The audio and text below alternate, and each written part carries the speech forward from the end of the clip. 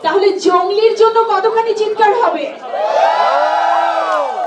25 তারিখে ইনশাআল্লাহ world wide release হচ্ছে জঙ্গলি, ইন্টারন্যাশনাল রিলিজ হচ্ছে। প্রি নোশন ছাড়া একটা ক্লিন স্লেট নিয়ে আজকে চলেন আমরা একটা গল্প উপভোগ করি। এবারে আমরা আমাদের জঙ্গলির কাছ থেকে শুনতে চাই সিহাব, যার প্রত্যেকটা লুকস, প্রত্যেকটা বাচনভঙ্গি, প্রত্যেকটা আমি বলবো সিন আমাদের হৃদয়কে টাচ করে গেছে। সেই সিয়ামের কাছ থেকে শুনতে চাই তোমার অনেক ভালো লাগার এবং ভালোবাসার চরিত্র, যেটাকে তুমি এখনো ধারণ করে আছো। তো তোমার কাছ থেকে শুনবো। সিয়াম আহমেদ, একটা করতালি হয়ে যাক। আসসালামু আলাইকুম। আপনাদের কাছে প্রথমে মাফ চেয়ে নিচ্ছি, কারণ আমাদের আজকের রাস্তার অবস্থা আপনারা সবাই জানেন। সো আমরা একটু তাড়াতাড়ি স্টার্ট করতে চাচ্ছিলাম, বাট সেটা কোনো মতেই পসিবল হচ্ছিল না।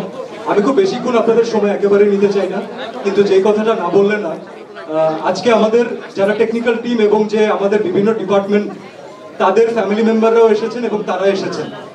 আমি আমাদের যারা আমরা এখানে আছি আমাদের সবার পক্ষ থেকে আমি আমাদের এই টেকনিক্যাল টিমের ফ্যামিলি মেম্বারদেরকে একটা অনেক বড় ধন্যবাদ দিতে চাই, কারণ তারা যদি সাপোর্ট না করতেন তাহলে এই সিনেমাটা আমরা নামাতে পারতাম না, এই সিনেমা আমরা কখনোই আপনাদের দেখাতে পারতাম না। আপনাদের ফ্যামিলি মেম্বারদের জন্য একটা তালি প্লিজ।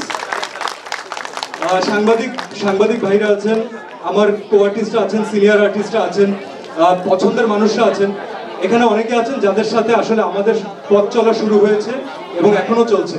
তো আমরা সবাই এটা সুভিনিয়ার হিসেবে বলতে চাই, দেখাতে চাই যে আজকের যে রেজাল্টটা এখানে দেখতে পারবেন, সেই পথ চলার একটা অনেক গুরুত্বপূর্ণ অংশ কিন্তু আপনারা। দ্যাটস ওয়াই আপনারা এখানে আমাদের সাথে আছেন আশীর্বাদ দেওয়ার জন্য। So thank you so much. 25 তারিখে ইনশাআল্লাহ ওয়ার্ল্ড ওয়াইড রিলিজ হচ্ছে জঙ্গলি, ইন্টারন্যাশনাল রিলিজ হচ্ছে।